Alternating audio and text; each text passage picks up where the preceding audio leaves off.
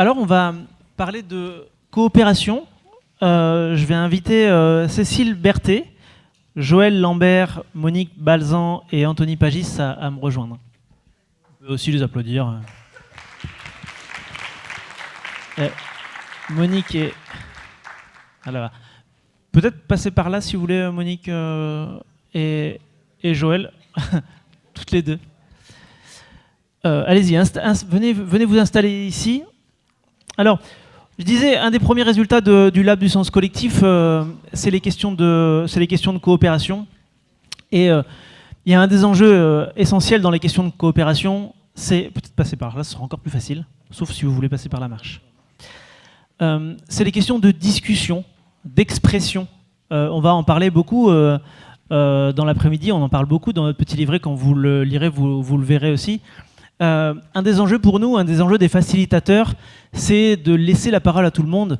Vous savez très bien que dans un groupe de 5, de 6, il y a ceux qui prennent la parole et ceux qui laissent la parole à ceux qui ont envie de la prendre.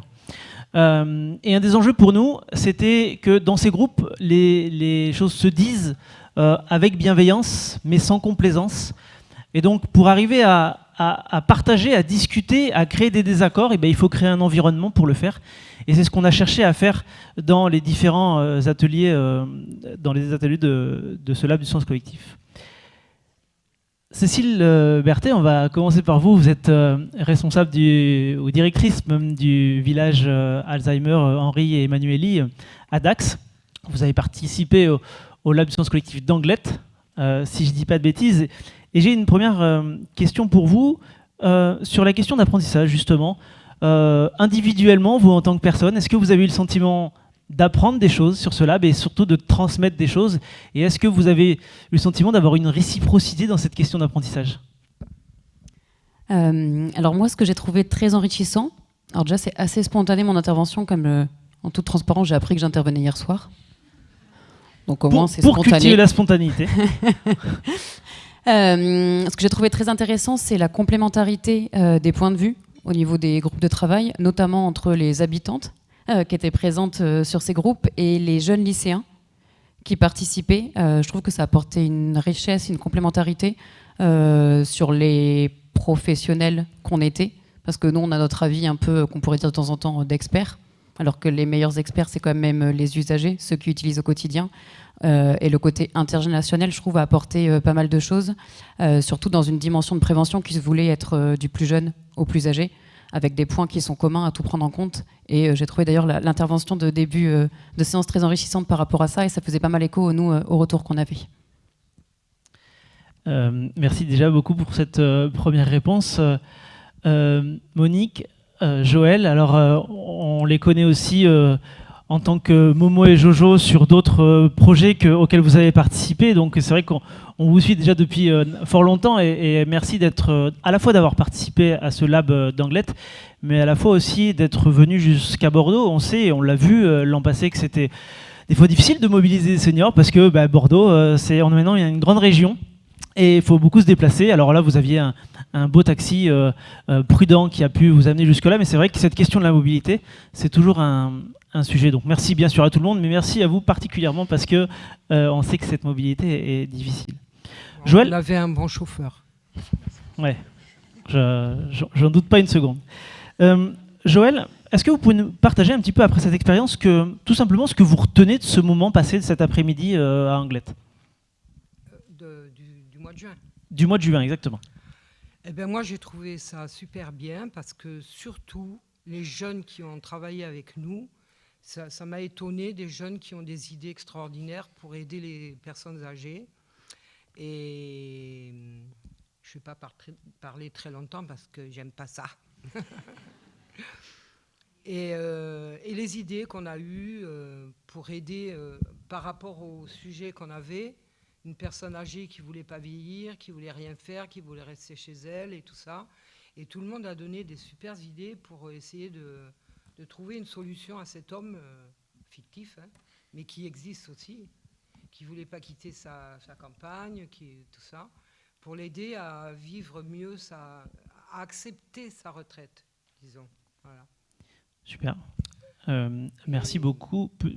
On va revenir, vous inquiétez pas, on va vous redonner la parole, même si vous n'avez pas trop envie de toute façon. Monique, peut-être pour vous aussi, pour vous lancer, peut-être qu'on aimerait vous entendre sur... vous avez commencé un tout petit peu à en parler en parlant des jeunes, Joël, sur justement les gens qui étaient à votre table. Il y avait donc des plus jeunes, des plus vieux, des professionnels.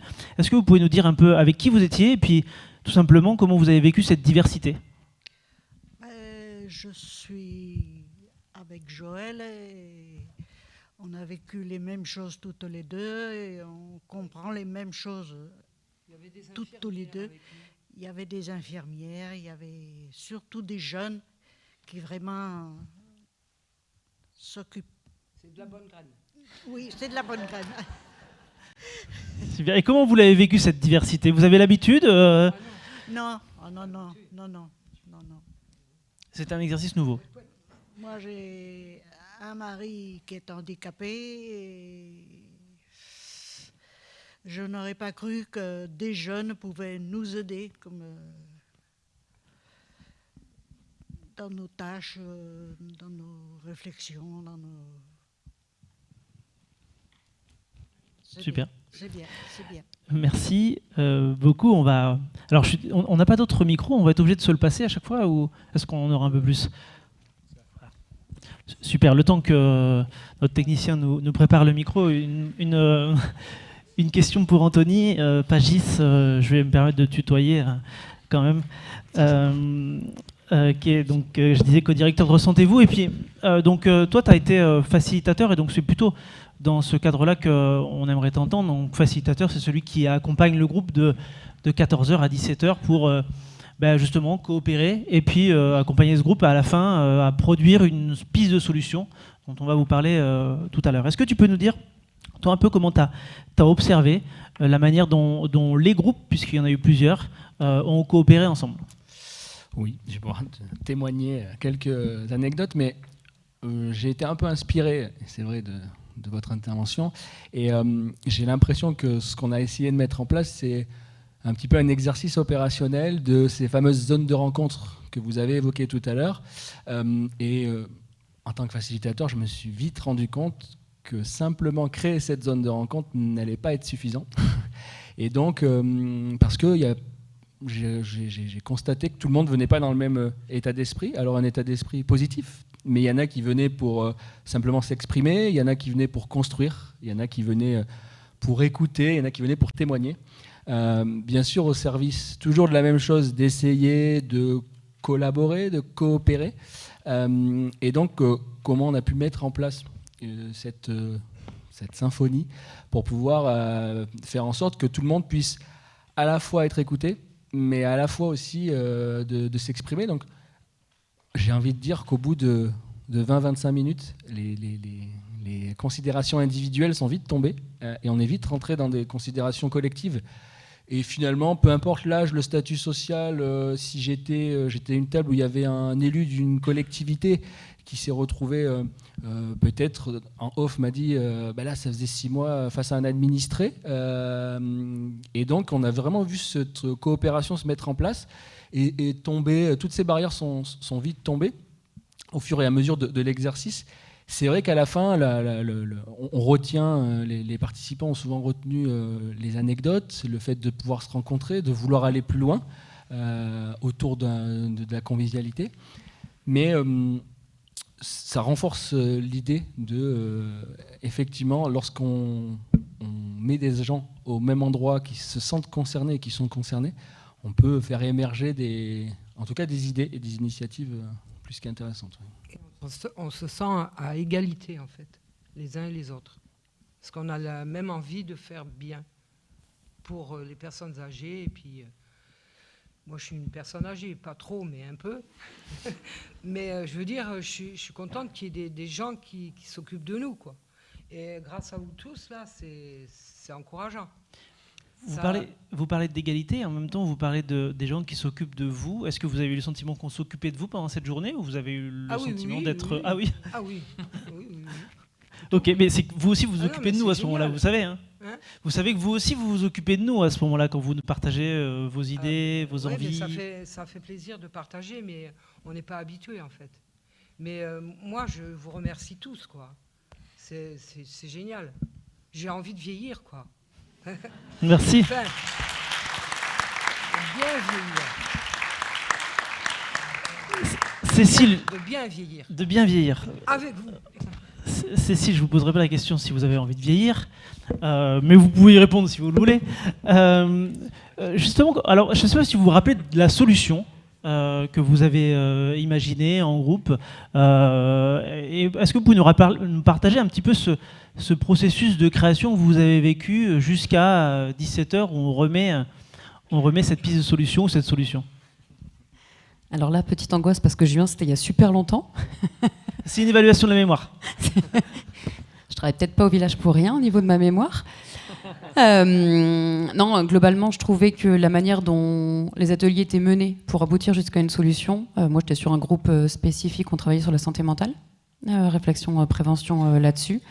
Je trouvais que l'organisation du groupe permettait au final de créer le lien de confiance à égal entre chacun, et donc qui permettait justement derrière de pouvoir spontanément proposer une solution, peu importe d'où on venait. D'ailleurs, je ne sais même pas si on s'était vraiment tous présentés de où on venait, ce qui était assez intéressant. Alors, il y a ceux où ça se voit, hein, entre les lycéens et les moins jeunes. Mais donc ça permettait justement que la parole se fasse librement, pour ensuite se rendre compte que chacun, en fonction de son point de vue, d'où il est, d'où il vient, où il va, où il a envie d'aller, c'est assez constructif là-dessus pour aboutir sur une solution, ou au moins aboutir sur quelque chose. Je pense que tout le monde avait besoin que ça aboutisse sur quelque chose de concret, même si on s'est rendu compte que il nous manque quand même pas mal de choses pour pouvoir avancer. Mais repartir avec des idées, prendre des idées dans les échanges qu'on a pu avoir de choses simples qui étaient mises en place ou de solutions apportées par usagers, bénéficiaires, personnes âgées, jeunes, peu importe, mais ça c'était quelque chose de constructif. Moi en tout cas je suis ressortie au niveau prévention en ayant des idées ou des choses à mettre en place au niveau pro, mais aussi au niveau perso. Ce que vous dites, c'est que vous êtes reparti avec l'idée potentiellement d'initier des choses dans le village grâce aux choses que vous avez vécues, partagées dans ce lab. Nous, spécifiquement sur le village, même si la prévention, c'est pas quelque chose qu'on pense fait au village, tout le processus d'accompagnement du village est vraiment basé sur la prévention des troubles. Donc c'est quelque chose qu'on a et qu'on essaie de développer, déployer au sein de l'établissement, notamment auprès, je pense sur les centaines de bénévoles qui sont plutôt des jeunes retraités. Donc tout ce qui est action de prévention qu'on peut mettre en place aussi bien vers eux et aussi au niveau des aidants, où là ça touche toutes les tranches d'âge. On a des aidants qui ont 3 ans sur les enfants de certains villageois jusqu'à très âgés. Et donc quand je suis rentrée sur le village, oui, j'ai fait part à mes collaborateurs de toutes des bonnes initiatives qu'on a pu voir et qu'est-ce qu'on pouvait mettre en place justement là-dessus. Merci beaucoup. Anthony, justement, Cécile nous parlait de ce besoin d'aboutir à 17h à une solution, c'était le besoin du groupe. Comment le facilitateur a ressenti cette pression un peu temporelle de se dire il faut produire quelque chose, à 17h on s'en va, il faut qu'il y ait quelque chose sur les feuilles. Comment toi tu l'as vécu, ressenti, voire animé pour aller jusqu'au bout?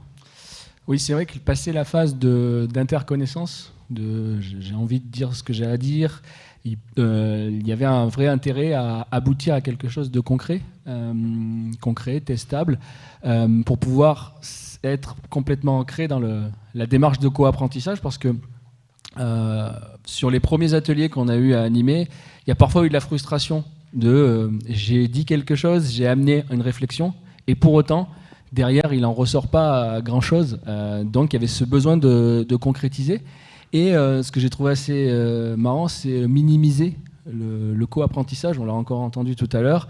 Vous m'avez beaucoup apporté, mais tout le monde finalement a appris les uns des autres avec cette vision croisée. Donc à la fin des 2h30, on va dire, on est souvent arrivé à une solution concrète dans laquelle il a fallu que tout le monde joue son rôle. Donc nous, notre rôle, il était de les amener à avoir une idée concrète qui vienne inspirer et qui aujourd'hui peut-être va donner des idées de coopération nouvelles entre nous tous pour pouvoir, on l'espère, essayer de passer à la phase de test de cette idée-là, de modélisation. Ce serait génial et ça permettrait, pourquoi pas l'année prochaine, de faire ce retour d'expérience pour que le groupe puisse être à l'origine concrète d'une idée nouvelle. Voilà. Mais il y avait ce besoin de concrétiser qui était assez fort. Et on s'est mis une pression entre facilitateurs, il y a Clotilde qui est là, on s'est dit est-ce qu'on va tous arriver au bout d'avoir les meilleures idées, donc, Les meilleurs groupes, les meilleures idées. voilà. Je dirais pas qui, mais... Justement sur la solution, Monique, Joël, celle qui veut prendre la parole, comment vous avez vécu, est-ce que vous vous rappelez de la solution que vous avez imaginée, et si vous vous en rappelez pas, comment vous avez vécu un petit peu ce processus, est-ce que c'était concret, est-ce que c'était distant de vous, comment vous l'avez, est-ce que vous vous rappelez un petit peu de ça? C'était un peu compliqué quand même, mais maintenant, parce que j'en ai oublié la moitié, mais... ce que vous retenez, c'est les jeunes, j'ai l'impression. Hein. Ouais. C'est sûr. Ce que vous avez retenu, c'était les jeunes. Oui, entre autres. Oui. Non, tout le monde a participé à tout. Non, c'était très bien, mais on a trouvé des solutions qui sont peut-être pas faisables. Je me rappelle pas exactement, mais moi, je suis ressorti de là en me disant. Oui, on en a parlé, mais qu'est-ce que ça va devenir, quoi? Parce que c'est pas évident, quoi. Il y a des solutions, mais il faut que tout le monde s'investisse. Et est-ce que tout le monde est capable de s'investir? Est-ce qu'ils en ont envie? Moi, je parle par exemple par rapport à notre résidence. Nous, on participe à plein de choses pour bouger, pour pas rester dans notre petit coin, gna. Mais on essaye de faire intervenir tout le monde, mais il y en a un dixième qui vient, quoi. C'est toujours une grande bataille qui nous fatigue et qui pas désespère, mais qui nous fait mal au cœur, quoi. Parce qu'il y en a beaucoup qui auraient besoin de bouger. Et on a eu des exemples de gens qui ont fini pas très bien, parce qu'on les a vus qui participaient plus ou moins à certaines activités, ont été écartés de ces activités, et ben, ils se sont retrouvés dans un EHPAD, et puis 2 mois après, ils sont morts. Et ça, je trouve ça affreux, quoi. C'est pas normal d'obliger les gens à arrêter de faire quelque chose, parce qu'ils vont pas assez vite, parce que ça, c'est pas très au point, quoi. Hein? On va refaire un lab spécial pour ça. Alors. Je sais pas si tout le monde a vécu ce genre de truc, mais nous, on le vit en direct. Et ça nous interpelle. Et on ne peut rien faire. Moi, j'ai essayé de me battre pour dire non, on voulait interdire à un monsieur qui était handicapé d'un côté, enfin qui était paralysé d'un côté, qui faisait la gym depuis 2 ou 3 ans avec nous, 1 fois par semaine. Il arrivait même à marcher sans béquille. Et un jour, ils ont décidé, ah ben non, il faut que tu arrêtes la gym, nini, nana. Il s'est laissé mourir. Mais c'est horrible. Il n'avait plus le droit de rien faire. Il n'osait même plus descendre, alors qu'on a des ascenseurs, donc il n'est pas gêné. Il avait des béquilles et tout ça. Mais voilà, mais ça l'a désespéré, le monsieur. Il est resté dans son coin et puis il a fini par mourir. Voilà. Et ça il ne faut pas que ça se reproduise. C'est pas normal. Merci en tout cas pour ce partage. Non, mais sinon, c'était une super expérience de trouver des solutions et d'essayer de les concrétiser, mais on ne les a pas concrétisées encore. Mais justement, Cécile Berthet, vous disiez tout à l'heure qu'elle est rentrée au village avec des idées, des choses à mettre en place. Ouais. Anthony nous dit, nous, ce qui nous intéresse, c'est aussi le après. D'ailleurs, on a entendu l'appel de Magali Doré avec le Baltrad. Est-ce que le fait d'entendre des acteurs, des professionnels qui vous partagent ça, est-ce que pour vous c'est un bout de satisfaction, des choses qui vont se faire après, ou est-ce que c'est pas suffisant et vous dites non, moi les solutions je vais les voir arriver au bout? C'est satisfaisant. Il me semble me rappeler que dans mon groupe, il avait été question justement peut-être parce que j'avais parlé d'un cas ou quoi, d'aller vers l'autre plus souvent, de prendre des nouvelles du voisin, de faire des trucs et tout ça. Et je crois qu'on avait basé notre projet sur ça. Je ne me rappelle pas trop, hein, mais voilà. Et je pense que si, il faut continuer. Et puis, c'est bien de savoir qu'il y aura une suite. C'est super. Merci, Anthony, madame. Un dernier mot avant de conclure cette table. Je vois que tu prends le micro parce que tu veux partager quelque chose. Non, simplement qu'on a besoin de vous et de tout le monde pour pouvoir concrétiser ces solutions. Trop souvent, on a essayé de concrétiser des solutions tout seul, sans vous. Des fois, ça a marché, tant mieux. Souvent, ça n'a pas marché. Donc, on aura besoin encore de vous, de l'énergie que vous avez mis là. Nous tous, là, si on s'est réunis, c'est qu'on est prêts à le faire. On est prêts à coopérer, justement, pour que vous nous redisiez l'année prochaine, j'ai encore envie de vieillir, j'ai encore envie de bien vieillir. Donc, effectivement, et on en est tous convaincus. Donc, les émergences d'idées que vous trouvez dans le livret, ça en est quelques-unes. Vous en avez encore émis d'autres idées. Donc je pense qu'on est prêt à pouvoir franchir le pas et essayer de construire tous ensemble ces nouvelles solutions, en tout cas. Merci beaucoup à tous les quatre de nous avoir partagé. Merci Cécile Berthet de toute sa spontanéité pour cette table. Merci beaucoup.